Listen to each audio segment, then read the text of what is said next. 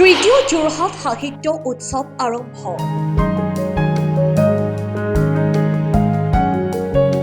তৃতীয়বাৰলৈ যোৰহাট সাহিত্য উৎসৱ 2026 আয়োজন কৰিছে যোৰহাট সাহিত্য মঞ্চৰ উদ্যোক্তাসকলে। শনিবাৰে দেৱীচৰণ বৰুৱা ছাত্ৰী মহাবিদ্যালয়ৰ শিক্ষাবিদ মুকুল চলিহা সোঁৱৰণী ক্ষেত্ৰত উদ্বোধনী অনুষ্ঠান অনুষ্ঠিত হয়। কবি লেখক অজিত কুমাৰ বৰদলৈ সোঁৱৰণী উদ্বোধনী অনুষ্ঠানৰ সঞ্চালনা কৰে যোৰহাট সাহিত্য মঞ্চৰ সভাপতি হেমচন্দ্ৰ শইকীয়াই। উদ্বোধনী ভাষণ প্ৰদান কৰে অসম শিশু সাহিত্য ন্যাসৰ সচিব ঋষিকেশ গোস্বামীয়ে। বিয়লি 2 বজাৰ পৰা যোৰহাটৰ নেহেৰু পাৰ্কত গল্পকাৰ সমালোচক ডক্টৰ অপূৰ্ব বৰা সোঁৱৰণী কবিতাৰ আড্ডা উদ্বোধন কৰে বিশিষ্ট কবি বিজয় কুমাৰ স্বৰ্ণকাৰে। যোৰহাটৰ নেহেৰু পাৰ্কত অনুষ্ঠিত হোৱা কবিতাৰ আড্ডাত বিশিষ্ট অতিথি কবি হিচাপে উপস্থিত থাকে প্ৰতিষ্ঠিত কবি সমালোচক ৰাজীৱ বৰুৱা। উক্ত অনুষ্ঠানত অসমৰ বহু কেইগৰাকী প্ৰতিষ্ঠিত কবিয়ে অংশগ্ৰহণ কৰে। যোৰহাট সাহিত্য মঞ্চৰ উদ্যোগত যোৰহাটত তৃতীয় যোৰহাট সাহিত্য উৎসৱ পালন কৰিছোঁ। আজি দেৱীচৰণ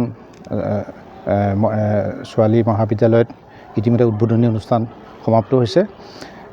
অসম শিশু ন্যাসৰ অধ্যক্ষ তথা প্ৰাক্তন মুখ্যমন্ত্ৰীৰ প্ৰেছ সচিব ঋষিকেশ গোস্বামী ডাঙৰীয়াই আজি আমাৰ এই উদ্বোধনী অনুষ্ঠানটিত অংশগ্ৰহণ কৰি অনুষ্ঠানটি উদ্বোধন কৰে আৰু লগতে আমাৰ অনুষ্ঠানটোৰ লগত সংগতি ৰাখি এখন দীপধাৰা আমি এখন স্মৰণিকা প্ৰতি বছৰে আমি প্ৰকাশ কৰি আহিছোঁ।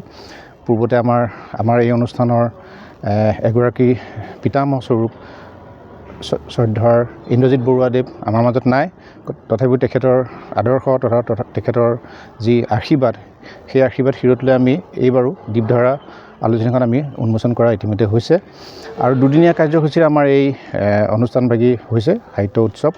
পৰৱৰ্তী সময়ত আমি ইয়াৰ আৰু খন্তেক সময়ৰ পিছতে আমি যোৰহাটৰ নেহেৰু পাৰ্কত কবি সন্মিলন আৰম্ভ হ'ব। ইতিমধ্যে বিশিষ্ট কবি তথা আন্তঃৰাষ্ট্ৰীয় পৰ্যায়ত পৰিচিত কবি শ্ৰদ্ধাৰ ৰাজীৱ বৰুৱাদেৱ আহি পেলাই ইতিমধ্যে উপস্থিত হৈছেহি। ঠিক তেনেকৈ হাইলাকান্দিৰ পৰা বিশিষ্ট কবি অনুবাদক কল্লোল চৌধুৰীকে প্ৰমুখ কৰি অসমৰ ভালেকেইগৰাকী কবি সাহিত্যিক আহি ইতিমধ্যে উপস্থিত হৈছেহি। কবি সন্মিলনৰ পিছতে আমাৰ আজিৰ অনুষ্ঠান সমাপ্ত হ'ব আৰু কাইলৈ আমাৰ বিশেষ অনুষ্ঠান আৰম্ভ হ'ব। যোৰহাটৰ তাৰকাগৃহত অনুষ্ঠান হ'ব। তাত আমি ইন্দ্ৰজিৎ বৰুৱা ছাৰৰ স্মৃতিচাৰণ কৰিম আৰু লগতে সব্যসাচী আমাৰ যি প্ৰকাশন গোষ্ঠী আছে তেওঁলোকেও আমাক সহযোগ কৰিব আৰু মূল সভাত আমি বঁটা বিতৰণী সভা অনুষ্ঠিত হ'ব। তাৰ মাজতে আপোনালোকে গম পাইছে যে আমাৰ এইবাৰ বিশিষ্ট ব্যক্তি আমি কেইবাগৰাকীও আমি সম্বৰ্ধনা জনাম তথা আমি যোৰহাট প্ৰজ্ঞাৰত্ন বঁটা আমি বিশিষ্ট লেখক শিশু সাহিত্যিক তথা বিজ্ঞানী আমাৰ অনন্ত কুমাৰ শৰ্মা ডাঙৰীয়াক আমি এইবাৰ যোৰহাট প্ৰজ্ঞাৰত্ন বঁটা আমি প্ৰদান কৰিম। ঠিক একেদৰে আমাৰ সকলোৰে পৰিচিত লক্ষীনাথ তামুলী বিশিষ্ট লেখক প্ৰাক্তন অসামৰিক বিষয়া লক্ষীনাথ তামুলীদেৱকো আমি সেইদৰে সম্বৰ্ধনা জনাম আৰু তেওঁ আমাৰ পুৰস্কৃত হৈছে এইবাৰ আমাৰ এই চলিত বৰ্ষত। তাৰোপৰি আমাৰ নন ফিকশ্যন শাখাত আমি সদায় ফিকশ্যন আৰু নন ফিকশ্যন তথা কাহিনী আৰু অকাহিনী এই দুটা শাখাত আমি সাহিত্য বঁটা দি আহিছোঁ। এইবাৰ সেই সাহিত্য বঁটা লাভ কৰিছে কাহিনীৰ শিতানত লাভ কৰিছে বিশিষ্ট লেখিকা আপোনালোকৰ সকলোৱে পৰিচিত শৰ্মিষ্ঠা প্ৰীতমে এইবাৰ এই সাহিত্য বঁটা লাভ কৰিছে তেওঁৰ শেহতীয়া উপন্যাসখনৰ কাৰণে।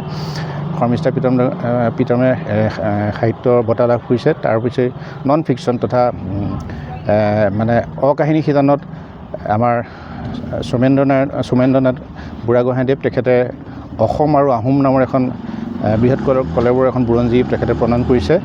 নন ফিকশ্যন শাখাত আমি তেওঁক এইবাৰ আমি বাছনি কৰিছোঁ।